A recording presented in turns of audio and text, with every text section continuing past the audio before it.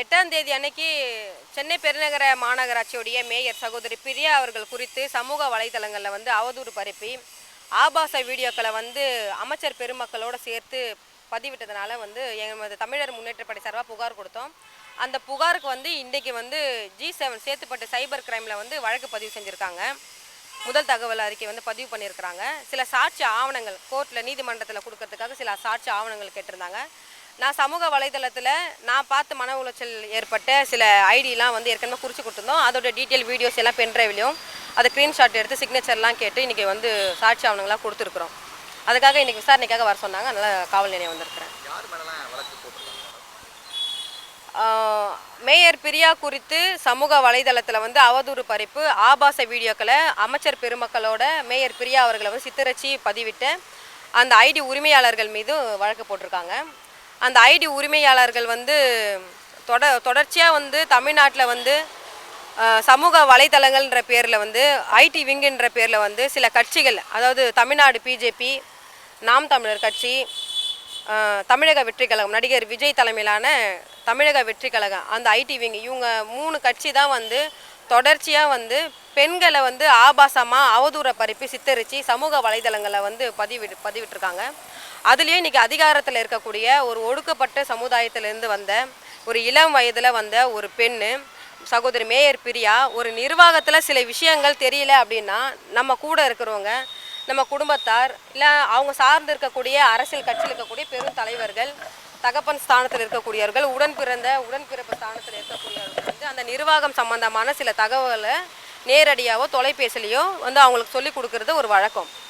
இதில் வந்து மேயர் பிரியா அவர்கள் கூட வந்து அறநிலைத்துறை அமைச்சர், மாண்புமிகு அமைச்சர் மதிப்பிற்குரிய அண்ணன் சேகர் பாபு அவர்களை வந்து ஆபாசமாக சித்தரித்து ஒரு தகப்பன் ஸ்தானத்தில் கூட இருந்து அவங்களே ஒரு பேட்டியில் சொல்லியிருக்கிறாங்க. மேயர் பிரியா அவர்களே எனக்கு ஒரு குருவாக இருக்கிறாரு, நான் வந்து இந்த ஃபீல்டுக்கு நான் வருவேன்னு நான் நினைக்கல, ஆனால் எனக்கு இந்த பதவி கொடுத்தது, என்னுடைய இந்த இளம் வயதில் இந்த பதவி நான் கொடுத்தது, இதில் நான் சாதிக்கணும்னு நினைக்கிறேன், அதுவும் இந்த பெருநகர மாநகராட்சிக்கு நான் மேயராக இருக்குது பெருமைக்குரியது, பெண் சமூகத்திற்கு இது பெருமைக்குரியது, பாராட்டுக்குரியது.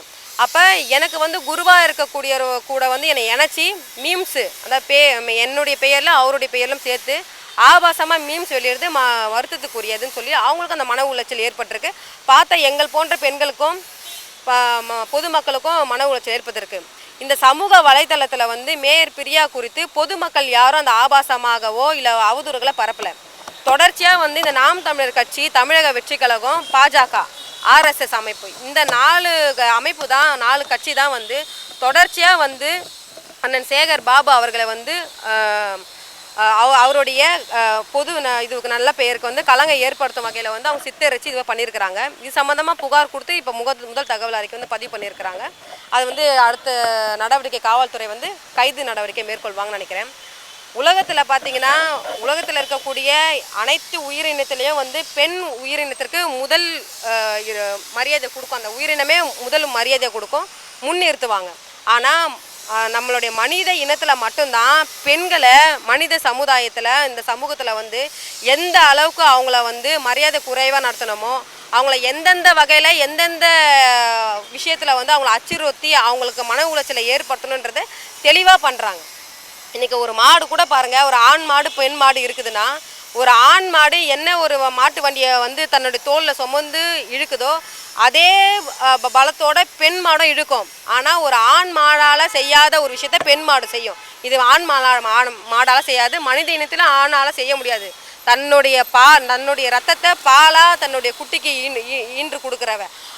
அப்பேற்பட்ட ஒரு இனத்தில் ஒரு பெண்ணினம் இன்றைக்கி தமிழ்நாட்டில் வந்து அதாவது நம்ம திராவிட இயக்கங்கள் உருவாகி திராவிட தலைவர்கள்லாம் இந்த மண்ணில் போராடி பெண் விடுதலைக்காகவும் பெண்களுடைய கல்விக்காகவும் பொருளாதாரத்துக்காகவும் எல்லாத்துக்காகவும் போராடி இன்றைக்கி பெண்கள் வந்து சமூகத்தில் வந்து சமநிலை அடைஞ்சி இன்றைக்கி வந்து தன்னுடைய தைரியத்தாலும் அறிவாலும் வீரத்தாலும் இன்றைக்கி வந்து தலைமைக்கான பண்பு பெற்று இன்றைக்கி அரசியல் ரீதியாக இன்றைக்கி முன் வரப்போ சிலர், அதாவது எனக்கு தெரிஞ்சு பழமைவாதிகள் சொல்லுவாங்க, அந்த காலத்தில் இருக்கக்கூடியவங்க வந்து அவங்களுடைய மனநிலை என்னென்னா, பெண்கள் வந்து அடுப்பு ஊதும் பெண்களுக்கு அதிகாரம் எதற்குன்னு சொல்லுவானுங்க பாருங்கள். அது போல் வந்து இந்த பெண்களுக்கு வந்து ஆட்சி அதிகாரத்தில் பங்கு இருக்கக்கூடாது, ஆணுக்கு பெண் சமமாக இருக்கக்கூடாதுன்னு நினைக்கிறவனுங்க அவங்களுடைய எண்ணம் வழியாக வந்தவங்க, அவங்களுடைய வம்சா வழியாக வந்தவங்க, அவங்க கொள்கையை நிலைநாட்டுறவங்க தான் இன்றைக்கி தமிழ்நாட்டில் சமூக நீதி மண்ணை பாதுகாத்த இந்த தமிழ் மண்ணில் சமூக நீதியை இன்றைக்கி போற்றக்கூடிய இந்த தமிழ் மண்ணில் சமூக நீதியை இன்றைக்கி பாதுகாக்கிற இந்த தமிழ்நாடு அரசு இன்றைக்கி ஒரு இளம் வயதில் வந்த ஒரு ஒடுக்கப்பட்ட சமூகத்திலேருந்து வந்த மேயர் பிரியா அவர்களை வந்து இன்றைக்கி மேயராக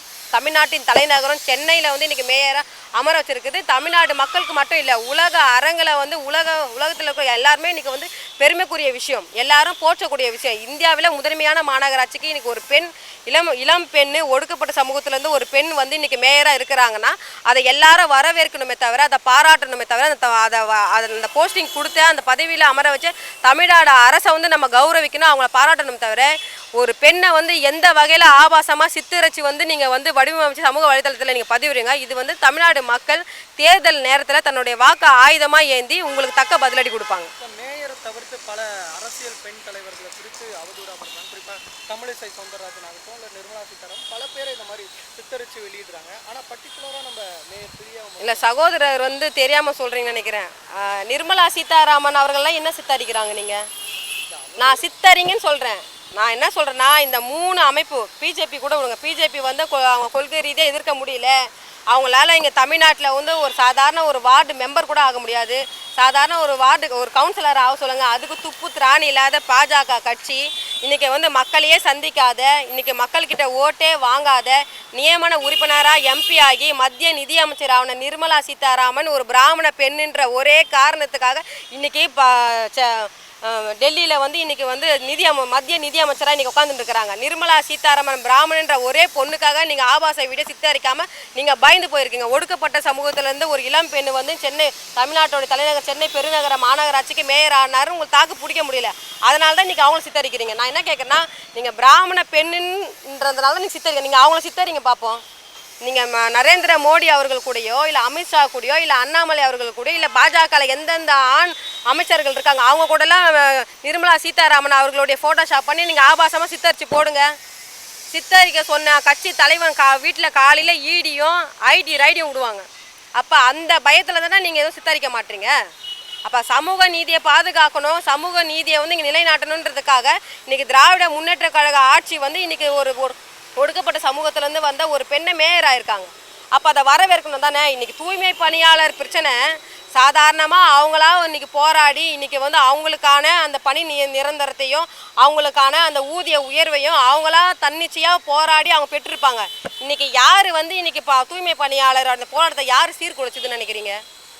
நடிகை அம்பிகை யார்? ஃபஸ்ட்டு நடிகை அம்பிகை வந்து ஒரு படம் தம்பி ரஜினிகாந்த் கூட நடித்த வயிற்றில் கூட பட்ட சாராயத்தை படிக்காதவன் படமா, படிக்காதவன் படத்தில் நடிகை அம்பிகா பட்ட சாராயத்தை வயிற்றில் கட்டி நடித்தாங்க. அப்போ பார்த்த அம்பிகா இன்றைக்கி தான் தூய்மை பணியாளர் போராட்டத்தில் பார்த்தேன் நான்.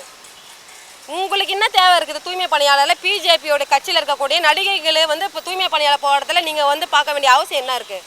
அப்போ தமிழ்நாட்டில் சட்ட ஒழுங்கு சீர்குலைக்கணும். போராட்டன்ற பேரில் பாமர மக்கள் அங்கே தூய்மை பணியாளர்கள் அவங்களுடைய ஊதியக்காக அவங்க போராடுவாங்க, அவங்களுக்காக தமிழ்நாடு மக்கள் குரல் கொடுப்பாங்க. தமிழ்நாடு அரசும் தன்னுடைய அவங்களுக்கு வைக்கிற கோரிக்கை தமிழ்நாடு அரசு ஏற்கும்.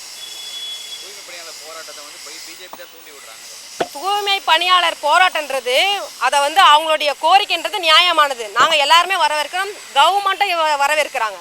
அரசாங்கமும் அவங்களுடைய கோரிக்கையை வந்து வரவேற்று அவங்களுடைய கோரிக்கை என்னென்னு பரிசீலனை பண்ணி நடவடிக்கை எடுக்கிறதுக்கு முன்னாடியே நீங்கள் பாஜக உள்ளே பூந்து அங்கே அந்த போராட்டக்காரர்களை வந்து சிந்தனை செயல் பண்ணி அவங்களுக்கு பிரெயின் வாஷ் பண்ணி போராட்டத்தையே நீங்கள் வந்து ஒன்றும் இல்லாமல் பண்ணிட்டீங்க.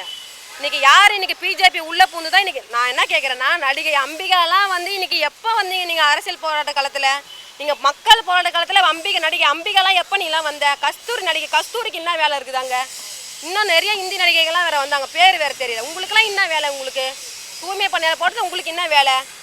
தமிழ்நாட்டில் எவ்வளோ போராட்டம் இருந்துச்சு. நீட்டுக்கு போராட்டத்துக்கு வந்தியா அம்பிகா? கஸ்தூரி வந்தியா? அப்போ உங்களுக்கு நேராக அவங்க வீட்டுக்கே போகிறீங்க, தூய்மை பணியாளர் வீட்டுக்கே போகிறாங்க.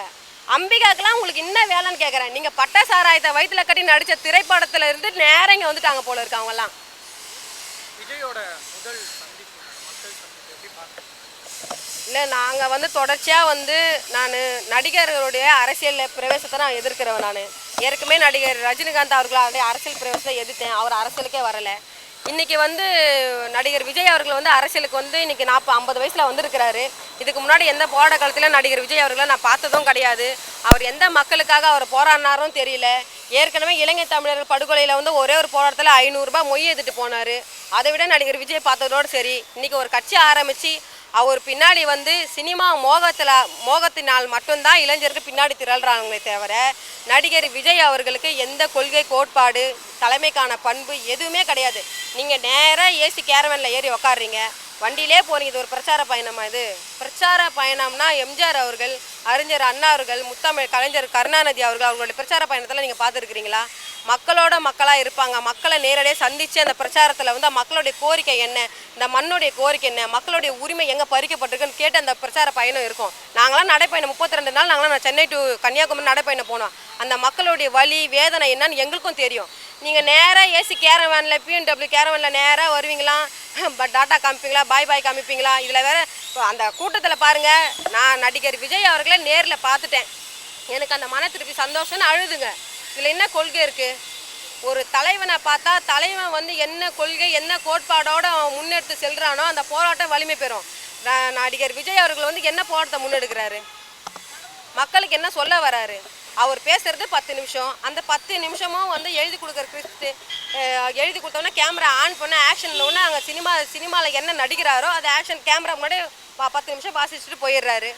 ஒரு கொள்கை ரீதியான தலைவன், ஒரு கோட்பாடு உள்ள ஒரு தலைவன், மக்களுக்கு நீ என்ன செய்ய வருதுன்றதை உன்னோட செயல்பாடு பேச்சு உன்னோட நடத்திலே தெரிஞ்சிடும். அவர் என்ன அவர் என்ன இப்போ ஷூட்டிங் தான் நடத்திட்டு இருக்காரு. இன்றைக்கி திருச்சியில் சுற்றுப்பயணன்றது, திருச்சியில் வந்து அவர் நடிகர் விஜய் அவர்கள் வந்து ஏதோ ஒரு ஜனநாயக திரைப்படம் ஏதோ ரிலீஸ் ஆக போகுதுன்னு கேள்விப்பட்டேன். அந்த திரைப்படத்துக்கு ஏதோ வந்து ஒரு ஷூட்டிங் ஸ்பாட் மாதிரி அவர் ரெடி பண்ணுறாரு. அது அதாவது சொல்லுவாங்களா, விசில் அடிச்சாங்க குஞ்சுங்க தெரியுங்களா?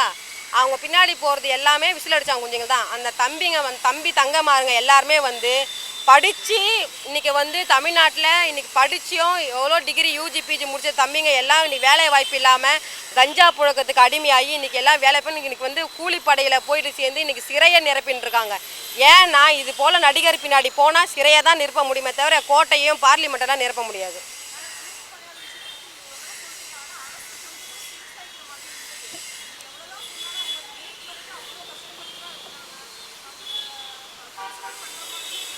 இல்லை, தூய்மை பணியாளர்கள் வந்து எப்படின்னு பார்த்தீங்கன்னா அவங்களுடைய கோரிக்கை வந்து நியாயமாக இருந்தது.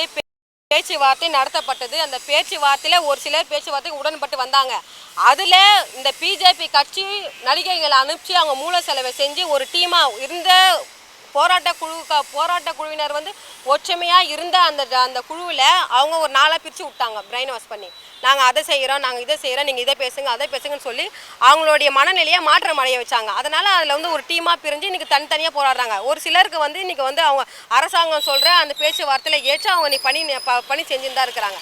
நான் என்ன கேட்குறேன்னா, ஒரு போராட்டம்னா ஒரு மக்கள் தன்னெழுச்சா ஒரு போராட்டத்தை முன்னெடுக்கிறாங்கன்னா இந்த தமிழ்நாட்டில் இருக்கக்கூடிய எல்லா அரசியல் கட்சிக்கும் ஆதரவு தெரிவித்தாங்க. ஆனால் பாரதிய ஜனதா கட்சி மட்டும்தான் அதை உள்ளே பூந்து கலக வேலை பார்த்தது. அதனால தான் அந்த போராட்டத்துக்கு வலிமை இல்லாமல் வலிமையை செஞ்சுருக்காங்க.